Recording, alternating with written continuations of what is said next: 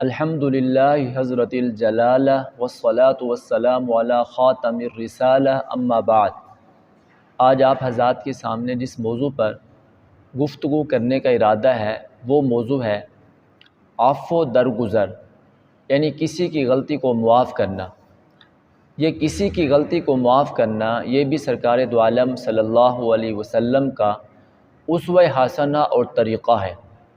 اور اس پر آپ صلی اللہ علیہ وسلم کی طرف سے بے شمار بشارتیں بھی ذکر کی گئی ہیں۔ حضرت انس رضی اللہ تعالیٰ عنہ سے روایت ہے، سرکار دو عالم صلی اللہ علیہ وسلم نے ارشاد فرمایا، قیامت کے دن جب لوگ میدان حشر میں کھڑے ہوں گے تو اللہ تعالیٰ کی طرف سے اعلان ہوگا، منادی اعلان کرے گا، تم میں وہ شخص کھڑے ہو جائیں جن کے ذمے اللہ کا حق ہے۔ تو کچھ لوگ کھڑے نہیں ہوں گے، تو پھر دوبارہ اعلان ہوگا کہ وہ لوگ کھڑے ہوں جن کے ذمے اللہ کا حق ہے۔ پوچھا جائے گا وہ کون سے لوگ ہیں، تو ارشاد ہوگا وہ لوگ ہیں جو دنیا میں لوگوں کو معاف کرتے تھے۔ تو وہ لوگ کھڑے ہو جائیں گے، اللہ تعالیٰ کی طرف سے اعلان ہوگا، ان کو بلا حساب جنت میں داخل کر دو۔ حضرت ابی بن کعب رضی اللہ تعالیٰ عنہ ارشاد فرماتے ہیں، آپ صلی اللہ علیہ وسلم نے فرمایا، تم میں سے کون شخص ہے جو جنت کے بلند و بالا محل چاہتا ہو؟ عرض کیا ہم میں سے ہر شخص چاہتا ہے کہ اس کے لیے بلند و بالا محل ہو۔ تو پھر آپ صلی اللہ علیہ وسلم نے فرمایا، تم لوگوں کی غلطیوں کو معاف کرو، اس سے اللہ تعالیٰ تمہارے لیے جنت میں بلند و بالا محلات بنائیں گے، بلند و بالا عمارتیں بنائیں گے۔ حضرت ابو ہریرہ رضی اللہ تعالیٰ عنہ سے روایت ہے، سرکار دو عالم صلی اللہ علیہ وسلم نے ارشاد فرمایا، میں نے معراج کی رات جنت میں اونچے اونچے محل دیکھے، تو میں نے جبرائیل سے پوچھا، جبرائیل یہ کس کے محل ہیں؟ حضرت جبریل امین نے فرمایا، یا رسول اللہ یہ ان لوگوں کے محل ہیں جو دنیا میں دوسروں کی غلطیوں کو معاف کرتے ہیں۔ حضرت ابو ہریرہ رضی اللہ تعالی عنہ سے روایت ہے، سرکار دو عالم صلی اللہ علیہ وسلم نے ارشاد فرمایا، صدقہ کرنے سے مال کم نہیں ہوتا، اور معاف کرنے سے فرمایا عزت کم نہیں ہوتی بلکہ عزت بڑھتی ہے،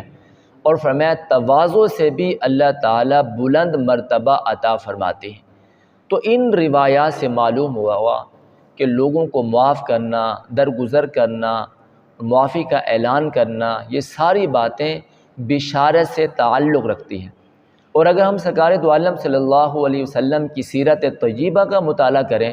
ہمیں معلوم ہوگا کہ آپ صلی اللہ علیہ وسلم نے کبھی کسی سے ذاتی انتقام نہیں لیا۔ آپ صلی اللہ علیہ وسلم نے ہمیشہ اپنے دشمنوں کو معاف کیا ہے۔ میں دو واقعے آپ کے نظر کرنا چاہتا ہوں۔ آپ جانتے ہیں تاریخ اسلام کے 13 سال ہیں مکہ مکرمہ کی زندگی کے، کہ اس پر کافروں نے آپ صلی اللہ علیہ وسلم پر کتنے ظلم و ستم کیے، آپ کے اصحاب پر کتنے ظلم و ستم کیے۔ انہی لوگوں کو تختے دار پہ لٹکایا گیا،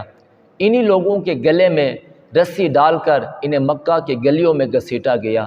انہی لوگوں کو تپتے ہوئے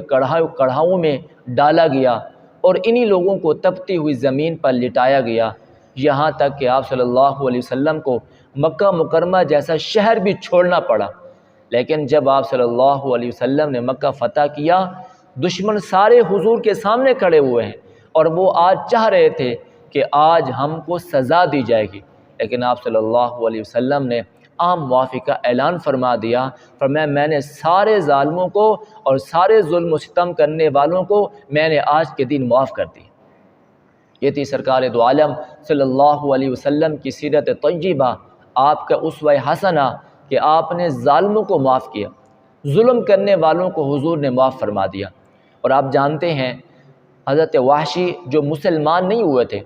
انہیں حضرت حمزہ رضی اللہ تعالی عنہ کو قتل کیا، آپ کو شہید کیا، بے دردی سے شہید کیا،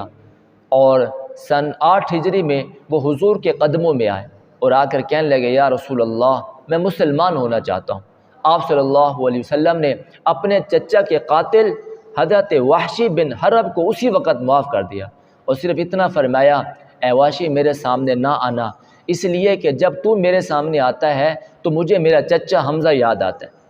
اور وہ ہندا جس نے حضرت حمزہ رضی اللہ تعالی